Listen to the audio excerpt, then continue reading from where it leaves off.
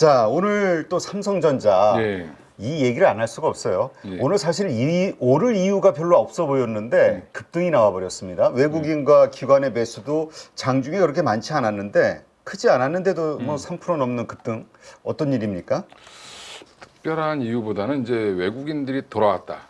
근데 외국인들이 이제 선물 쪽으로 올해 장중에 한 1조 2천억 이상까지 샀었거든요. 네. 근데 지금 이제 결국에는 한 8,800억 정도 수준을 이제 마감을 했는데 삼성전자가 뭐 엄청난 호재라기보다는 삼성전자가 너무 많이 빠졌다라는 정도 기술적 반등 지난번에 말씀드렸는지 모르겠는데 지금 삼성전자 보시면 기술적으로 121선을 이탈하면 항상 121선으로 되돌아가려는 그런 현상이 있었는데 요때 한번 있었죠. 1월 달에.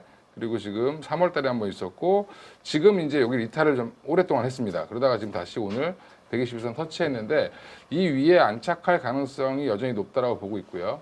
또 그 사이에 미국의 국채 금리가 4.6% 이상까지 올라갔다 10년물이 4.4대까지 지금 다시 떨어졌습니다. 그러니까 이 말은 미국이 이제 뭐 국채를 발행하면서 일시적으로 튀었다라고 보는 것도 있고 PCE 지표가 생각보다 안 좋게 나왔죠. 안 좋게 나오면서 오히려 그게 더 이제 호재로서 작용을 했다라고 보시면 될 것 같고요. 여전히 삼성전자 기대도 오늘 이제 AMD 관련돼서 기대를 하실 텐데 3나노 뭐 CPU 관련돼서 해서 지금 대만에서 지금 열리는 행사에 AMD에서 발표를 했습니다. 본인들이 3나노 CPU를 출시하겠다라고 지금 얘기를 네. 했는데 삼성과의 협력설은 아직 공식적으로 뭐 언급은 안 했습니다. 근데 그쪽에서 이제 지난번에도 이야기했던 거 지금 시장에서 퍼지고 있는 거는 GAA 방식으로 예. 하겠다 3나노. 예. 근데 GAA 할 수 있는 게 지금 삼성전자밖에 없으니까 당연히 삼성전자 아니야? 이제 시장의 생각은 이거잖아요. 예. 근데 그거 관련해서도 이거 GAA가 아니라 뭐 또 협력하기로 한 것이 뭐 레가시 쪽에 뭐 있다 뭐 이런 얘기도 있고 하여튼 좀 루머가 좀 많아요. 루머는 많은데 게이트 올 어라운드 관련 방식으로 하겠다는 거는 이번에 발표를 했고요, 똑같이. 그래서 GAA 방식으로 하는데 삼성이 유력하다라는 얘기는 여전히 존재하는 것 같고 유효한 것 같은데 문제는 이게 TSMC가 아니고 왜 삼성이냐 이게 중요할 텐데 TSMC는 2나노 때부터 적용을 하겠다. 2나노 이하로 빠질 때부터 1.6나노도 준비를 하고 있는데 TSMC가 그때부터 게이트 올 어라운드 방식을 쓰겠다라고 얘기했기 때문에 지금 삼성전자에 대한 기대감 여전히 좀 있다라고 보시면 되고요. 뭐 그리고 삼성전자 항상 이제 제가 뭐 다녀보면 자꾸 삼성 사야 되냐 SK 하이닉스 사야 되냐 이렇게 얘기해서 물어보세요. 그 아빠가 줘 엄마가 줘 자꾸 물어보는데 지금 엄마가 더 잘 나가고 있죠. 네. 예. 일단은 단기적으로 하시는 분들은 엄마를 보시는 게 맞고 그 다음에 중장기로 삼성전자 그러면 망하겠냐. 삼성전자에 어마어마한 인력들이 지금 여기에 투입되고 있는데 조만간에 따라잡지 않겠어? 라는 또 기대감이 항상 있고 또 삼성전자는 반도체만 하는 회사가 아니라 여러 가지를 다 하고 있습니다. 그래서 뭐 지금 휴대폰도 굉장히 사업부도 좋아지고 있고 물론 이번에 이제 파업했다고 또 난리 치는데 노조 가입률이 10%밖에 안 됩니다. 예. 그리고 지금 뭐 이러한 것들은 악재가 좀 많이 겹쳐서 121선을 좀 3일간 이탈했다. 4일째 이탈을 하고 있는데 제가 볼 때는 뭐 충분히 한 78,000원대까지 회복한 이후에 또 한번 기다려보지 않겠나 생각하고 있습니다. 네, 알겠습니다.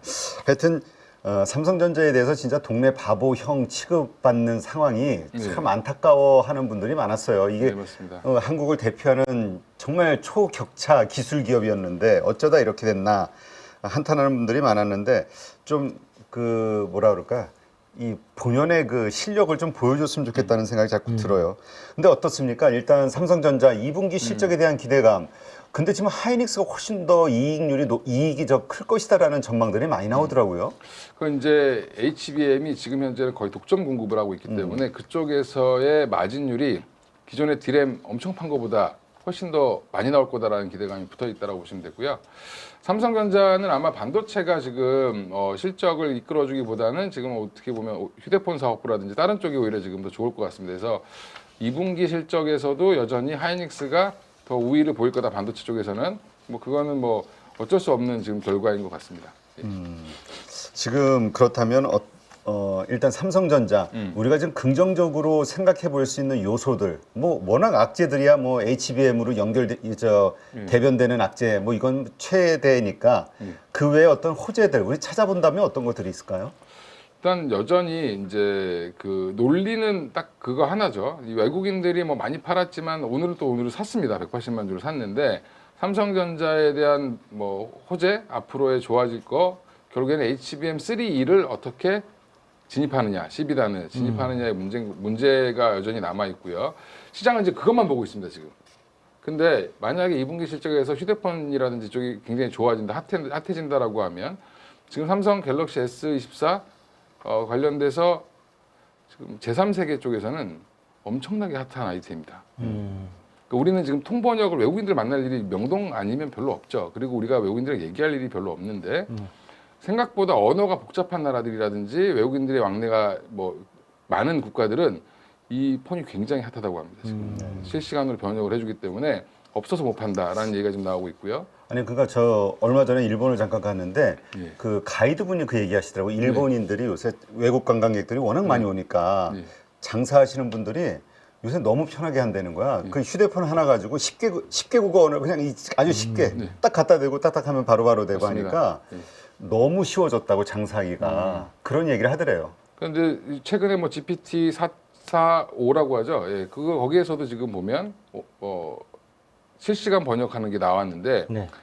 그 정도 수준은 아니더라도 일반적인 대화는 다 번역이 가능하기 때문에 충분히 그 정도 해와는 뭐 삼성전자 S24가 커버를 할 거고 또 그 다음 모델이 차기 모델이 나오면 조금 더 좋아지겠죠. 그래서 온디바이스 AI 관련돼서 지금 주목을 또 해보셔야 된다라고 얘기하고 싶고요.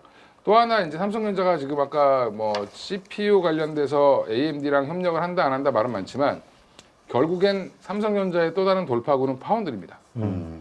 네, SK하이닉스가 안 갖고 있는 무기 중에 하나고 결국엔 이 파운드리 사업부가 얼마나 치고 올라가느냐.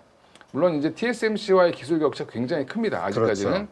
그러니까 예, 파운드리가 초반에 물량을 받으면 파운드리 핵심은 우리가 이제 뭐 어렵게 파운드리 얘기하지만 사실 OEM 이런 거거든요. 그러니까 주문자 생산 방식이랑 똑같은 거죠. 설계해 준 대로 얼마나 잘 만드냐는데 문제는 단가는 정해져 있습니다. 이거 100원에 만들어줘 했는데 내가 99원 들어가면 1원 남는 거죠. 네. 예, 근데 이제 102원 들면 2원 손해 보는 겁니다. 지금 근데 TSMC가 뭘 잘하냐면 이 마진을 엄청 높입니다. 수율이 워낙 좋아서. 그러니까 지금 ASML의 지금 EUV 장비를 몇 대 갖고 있느냐 뭐 이런 얘기도 하는데 TSMC가 제일 압도적으로 많이 갖고 있습니다. 근데 EUV 장비가 있는 것도 중요하지만 장비의 효율화도 되게 중요하다. 그래서 뭐 웨이퍼 생산량을 보면 한 대 가지고 생산하는 양이 거의 다른 3배 정도 생산한다고 하고 TSMC가. 야. 그러면 이거를 얼마나 삼성전자가 빨리 따라잡느냐 이게 관건인데 지금은 뭐 AMD가 됐든 어디가 됐든지 간에 물량을 일단 무조건 받는 게 중요합니다. 그렇죠. 그래야 자꾸 그 레퍼런스가 쌓이는 거 아니에요. 그렇죠. 기술력이. 예, 맞습니다. 그래서 이제 하다 보면 우리나라가 또 잘하는 게 이게 D램이 왜 미국인들이나 일본인들이 포기를 하고 우리한테 넘겼느냐. 이게 공정 하나만 미스가 나도 수율이 확 떨어집니다. 근데 이거를 삼성전자가 너무 잘하는 거죠. 삼성전자 SK하이닉스가 이 24시간 풀 가동되는 이 라인업 세팅을 굉장히 잘하고 순간적으로 문제가 생길 때 대응을 제일 잘하는 업체이기 때문에 D램과 랜드에서 세계 1등을 할 수 있었다.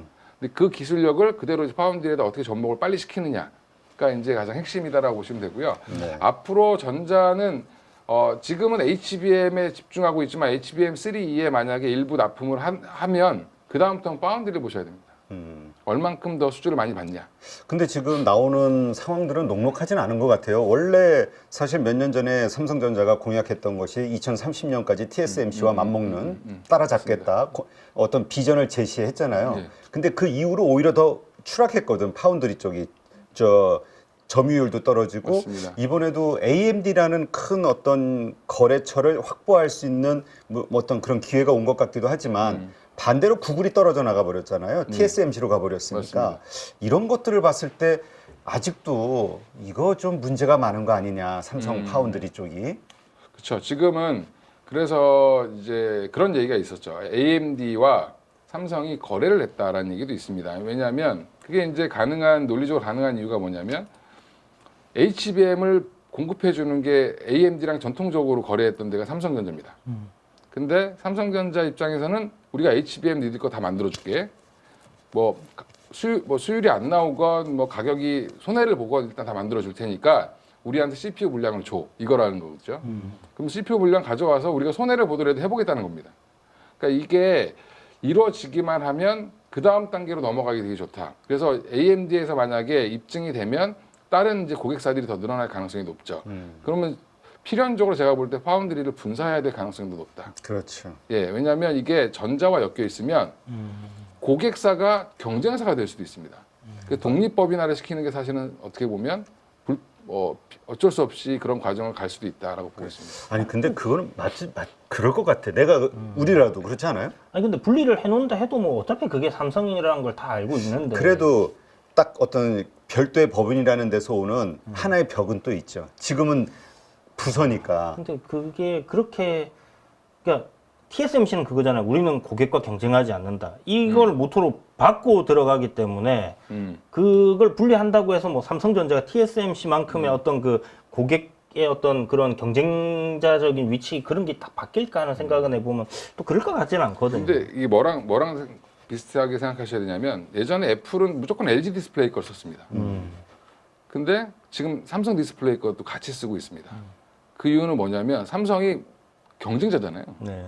근데 왜 여기를 갖다 쓰냐? 삼성 디스플레이는 거의 삼성전자 자회사인데 네네. 거기 걸 왜 쓰냐면 결국엔 여기가 물량이 안 돼서 그런 거거든요. 그러니까 삼성전자는 결국에는 이게 넘쳐서 와야 되는 상황이고 그래도 분리를 해놓으면 조금 더 접근하기는 편하다는 거죠. 고객사 입장에서는.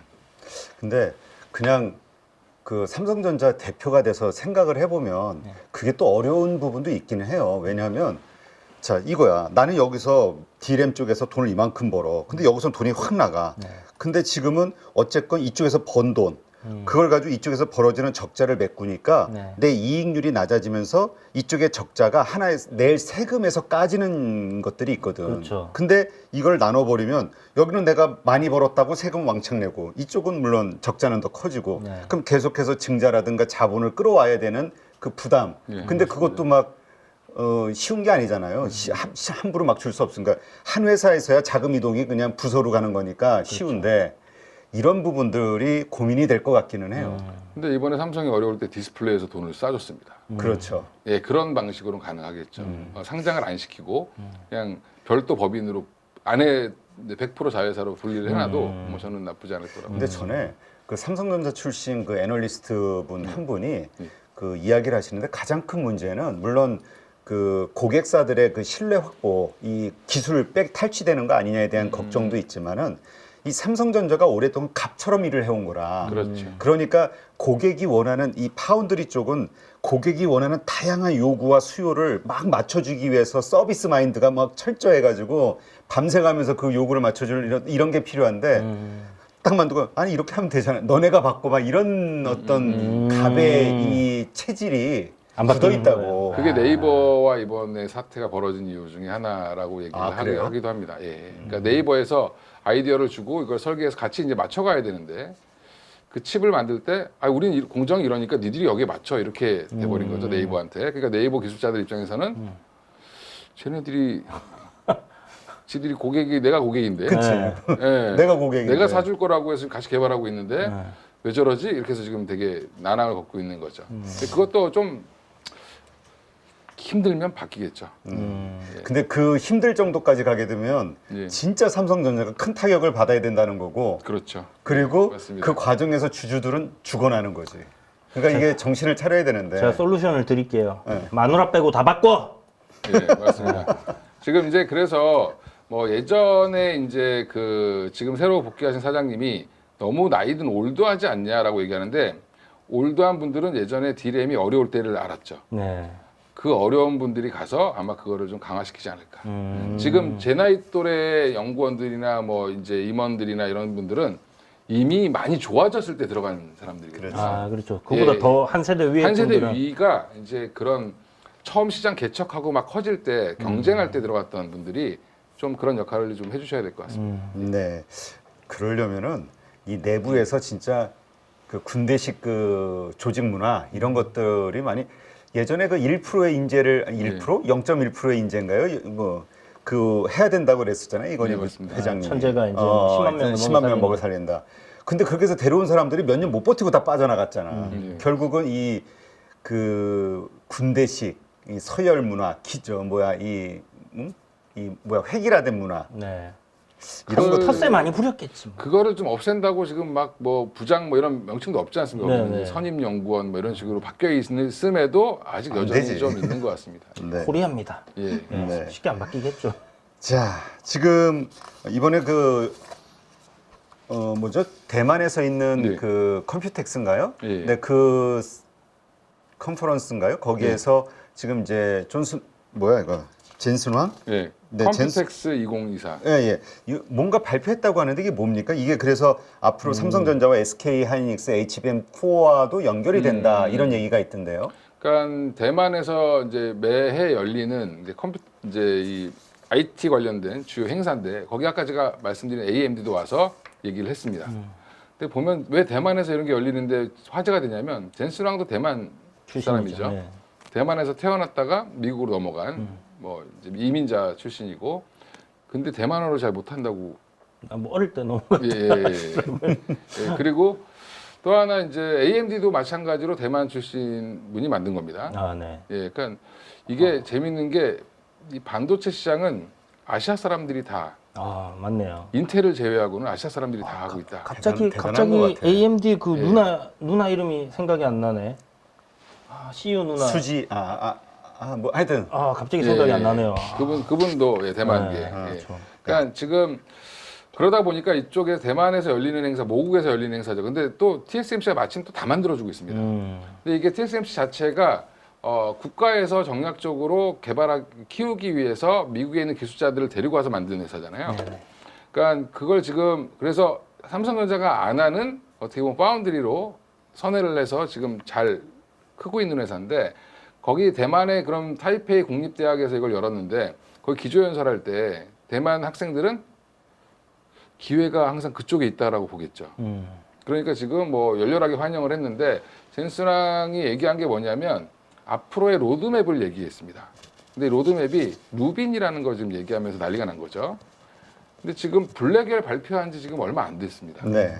지난 올해 이제 개발자 회의에서 블랙엘을 발표하면서 근데 지금 블랙엘이 언제부터 납품되냐면 3분기부터 납품이 되기 시작하는데 지금 그 다음 단계인 루빈을 또 얘기하고 있는 겁니다.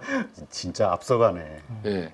근데 블랙엘 발표할 때도 시장에서 뭐라 그랬냐면 H100 지금 잘 팔고 있는데 블랙엘을 얘기하면 니네 제품을 니네가 경쟁 상대로 만들어 버리면 이거 안 팔리면 어떡해? 라고 얘기했을 때 젠슨왕이 뭐라 그랬냐면 기자가 이렇게 물어보니까 그 신경 안 써. 이렇게 얘기했거든요. 왜 신경을 안 쓰냐? 아니 어차피 AI 사업은 그러니까 메타의 이제 그 CEO가 뭐라고 얘기했냐면 이거 보니까 물량 싸움이야. 칩을 얼마나 갖다 박느냐에 따라서 이 AI 성능이 확 개선된다는 거죠. 네. 그러면 지금 이게 블랙엘이고 뭐고 중요하지 않다. H100이든 200이든 A100이든 구할 수 있는 거 다 갖다 박아야 된다. 이런 거거든요. 그러니까 왜냐하면 이게 시간과의 싸움을 하고 있기 때문에 이 거대 언어 모델을 구축하는 쪽에서는 누가 시장을 선점하느냐는 그렇죠. 경쟁 레이스가 예. 지금 펼쳐지고 있으니까. 레이스 오픈 AI 막 가고 있고 뭐 지금 구글 따라가고 뭐 메타 따라가고 막 이러고 있습니다. 네. 또 지금 마이크로소프트도 자기들 알아서 또 하겠다고 막 그러고 있고 네. 애플도 이제 들어온다 하고. 애플도 뭐. 지금 이제 우리는 이거 할 거야 뭐 출원용으로 갈 거야 뭐 또 하나 있죠. 테슬라도 있습니다. 네. 테슬라도 지금 이거 갖다가 써보니까 야 이거 FSD 더 빨리 되겠는데 네. 뭐 이렇게 되고 있거든요. XAI 요거는 예. 또 돈도 많이 받았고. 그래서 이게 지금 경쟁이 심하니까 뭐 자기네 물건을 지금도 전 구모델을 열심히 팔면서 그 다음 거를 준비하고 있는 거죠. 그럼 블랙엘 다음도 준비를 하겠다라고 얘기를 했는데 여기서 이제 시사점은 뭐냐면 블랙엘 다음에 이제 블랙엘 그 다음에 울트라 블랙엘 그 다음에 루빈 울트라 루빈 이렇게 해마다 하나씩 올라가 업그레이드가 되는 건데 울트라 루빈까지 가면 HBM4가 들어가야 되는데 그게 18개에서 지금 8개가 들어가고 있는데 원래 6개 들어가다가 8개 들어가다가 지금 그때 되면 12개가 들어가야 된다라고 얘기를 하고 있습니다. 그러면 HBM4가 12개 들어가면 8개에서 12개면 4개가 증가하는 거잖아요. 그게 12단 뭐 이런 개념인 건가요? 아, 그렇죠. 12단은 당연히 이제 12단은 HBM3E부터 들어가는 거고, 아, 예, 3E부터 이제 만들어지는 거고, 그 4는 당연히 12단이겠죠. 근데 이게 그럼 들어가면 50%가 증가하는 거죠. 그렇죠. 물량 자체가. 그럼 이 HBM 시장은 당분간 계속 고속 성장이다. 그러니까 지난번 이영수 대표도 예. 와서 앞으로 10년간은 AI 사이클이 계속 지속이 될 것이다 네, 라고 맞습니다. 얘기를 하더라고요. 연평균 한 30%의 이 HBM 시장 성장률이 한 30%씩은 증가하고 매년. 맞습니다. 그 거대 언어 모델이 전체 AI 시장에서 차지하는 게 15에서 20% 정도라고 하거든요. 근데 지금 그게 다 안 찼다는 거죠. 그렇죠. 아니 그리고 이 LLM과 관련해서 예. 우리도 네이버라든가 이런 우리 국가적인 한 기업들이 그걸 만들잖아요. 근데 그러한 대형 기업들이 없는 나라에서는 뭐 인도라든가 뭐 이런 자기네 나라에서도 이걸 국가에서. 직접 국가 차원에서 구축을 해야 되니까 네네네. 계속해서 데이터 센터가 증가될 수밖에 없고 수요가 증가될 수밖에 없는 거죠. HBM이라든가 이 AI 반도체가. 그렇죠. 그 젠슨왕이 얼마 전에 실적 발표할 때 제가 그때 이제 새벽에 실시간으로 들었는데 네. 물론 이제 번역해 주는 걸로 들었어요. 아니, 지금 순간적으로 영어를 잘하시는구나 예, 존경하려고 그랬어요. 아, 저는 이제 실시간 번역해 주시는 또 그 유튜브님이 계셔가지고 아, 네네. 예. 아 실망. 제가 이제 들으면 띄엄띄엄 알아듣겠죠. 예. 그런데 그 들어보니까 뭐라고 얘기하냐면 그런 겁니다. 이제 이게 지금 HBM 지금 그 AI 관련돼서 계속 발전을 하는데 뭐 상황은 되게 뭐 본인들이 지금 굉장히 막 그 흥분되어 있는 상황이고 앞으로도 계속 잘 이어갈 거다라고 계속 얘기를 하고 있고요. 그때 실적 발표할 때도 제가 뭘 얘기했는지 갑자기 까먹었네. 예. 그래서 뭐 하여간 이해합니다. 그러실 나이가 됐죠, 이제. 그래서 젠슨왕의 기조는 한마디로 뭐였냐면 이제 스타트다. 전쟁이 시작됐다. 그 얘기를 하려고 그래요. 정부에서도 가져간다. 그렇지. 예, 뭐 각 정부마다 지금 난리다. 지난번에 우리 뉴스 나왔었잖아요. 사우디에서도 예. 엄청나게 그 H100 구매했다고. 예. 이게 정부 기관에서도 사실 뭐 챗GPT 가져다가 정부 요원들이 쓴 AI를 쓸 수는 없을 거 그렇지 아니에요. 불안하지. 정보가 다 그렇죠. 저쪽으로 갈 수 있다라는 게 네. 있으니까. 근데 최근에 그래서 미국에서 나온 뉴스가 미국 정부에서 중동 쪽에다 팔지 마라. 네. 이런 뉴스가 나왔던 게 그쪽이 중국이랑 친해지니까. 우회해서 이렇게 갈 수 있다 이렇게 보는 그렇죠. 거죠. 예. 그래서 우회로 팔릴까봐 그렇게 얘기를 하는데 세상에 정부가 막을 수 있는 건 없다. 맞아요. 지금도 우회에서 중국으로 많이 갑니다. 그렇죠. 예. 그래서 이 지금 거의 독점적 지위를 누리고 있는 이 엔비디아도 물론 앞으로 쫙 잘 나가겠지만 그거와 같이 또 독점적 그 수혜를 누리고 있는 SK 하이닉스도 정말 좋을 것이다. 예, 맞습니다. 그리고 뭐 그 TC본더 뭐 이런 쪽의 이 한미반도체. 한미반도체 예, 예. 이것도 계속 좋을 것이다라는 전망들이 나와요. 근데 예. 오늘 한미반도체가 좀 급락이 나왔잖아요. 그죠. 예. 뭐 이게 어디 한화 네. 한화 정밀기계. 정밀기계 네. 이쪽에서 뭐 납품이 시작이 됐다 하면서 이 독점 구조가 깨지는 거 아니냐 이 이슈가 발생했는데 요거 한번 정리 좀 해주시죠. 예, 요게 제가 이제 하고 싶은 말이 많은데 하나 에어로스페이스 차트 보시면 오늘 뭐 쫙 올랐다가 이렇게 쭉 빠졌죠. 네. 빠졌는데 플러스 한 8.7%로 끝났으니까 뭐 나쁜 건 아니죠. 네. 근데 이제 꼭대기 사신 분들은 이제 좀 이제 화가 나실 텐데 하나 에어로스페이스는 두 가지 이슈가 있었습니다. 그러니까 2분기 실적은 굉장히 좋을 거다. 지난번에 1분기 반영 안 됐기 때문에 그것 때문에 올라오는 줄 알았더니 알고 봤더니 하나 정밀기계 때문에 올라온 거죠. 그러니까요. 하나 정밀기계는 이제 4월 5일 날 이미 발표를 했습니다. 그러니까 인적 분할할 때 뛰어가는 걸로. 그래서 방산 놔두고 나머지 2개 회사를 하나 정밀기계 그쪽이랑 같이 어떻게 보면 후계 구도를 이제 아들들한테 쪼개주는 거죠. 네. 그래서 쪼개줄 때 이렇게 후진 애들을 모아서 주지 이렇게 했는데 후진 게 아니었죠. 후진 게 아니었던 거예요. 다 뭔가가 있었어요. 그렇죠. 다 네. 준비를 하는 거였죠. 그러니까 하나 주주들 입장에서 하나 에어로스페이스 주주들 입장에서는 방산도 좋은데 이쪽도 좋아. 그럼 인적 분할할 때 2개가 좋겠죠. 그렇죠. 그러니까 주가가 오늘 빵 떴는데 근데 내용은 보면 광민정 애널이 현대차증권 광민정 애널이 반도체 그 이제 팔로우하는 애널이 뭐라고 얘기했냐면 하나 정밀기계가 2대를 납품한 것도 아니고 한 대를 테스트용으로 납품했는데 그게 HBM3용 8단 적용하는 걸로 납품을 했습니다. 음. 그건 무슨 말이냐면 한화 SK하이닉스에서 그러니까 지금 아까 12단 3E는 한미가 독점인 게 맞고 3단의 8단, 3의 8단이라는 건 무슨 말이냐면 하위 제품을 더블 밴딩으로 가려고 하는 거겠죠. 그래서 뭐 한미 것도 쓰고 여기 것도 쓰고 이러면 좋죠. 그렇죠. 이제 채널 다변화돼야 되는 거니까. 근데 이제 제가 뭐 반도체 관련된 종목들을 한번 쭉 보시거나 장비주들을 이렇게 보면 소재주도 마찬가지고 삼성전자에서 테스트한다고 가져가가지고 주가 올라갔다가 잊혀집니다. 그렇죠. 테스트 겁나게 합니다. 네. 지겨울 때까지 하죠. 음. 이게 라인에 집어넣어서 문제가 안 생기게 하려면 그렇죠. 테스트를 엄청나게 빡세게 하거든요. 적어도 6개월에서 1년 걸릴 수도 있습니다. 그 사이에 또 물론 하나정밀기계는 그 다음 단계를 개발을 하겠지만 그러면 왜 개발을 할까? 한미반도체 잘하고 있는데 한미반도체가 지금 영업이익률이 거의 40% 이상 나오고 있습니다. 네.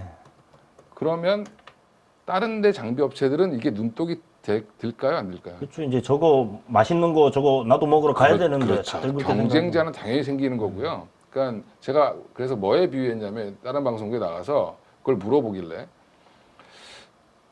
AMD가 엔비디아가 만드니까 AMD도 얼른 따라가서 만들었습니다. 네. AI 칩을. 근데 아직 지금 양산도 제대로 안 되고 있지만 MI300 시리즈를 내놓겠다고 발표를 했고 MI300 시리즈가 우리가 H100보다 훨씬 더 좋다.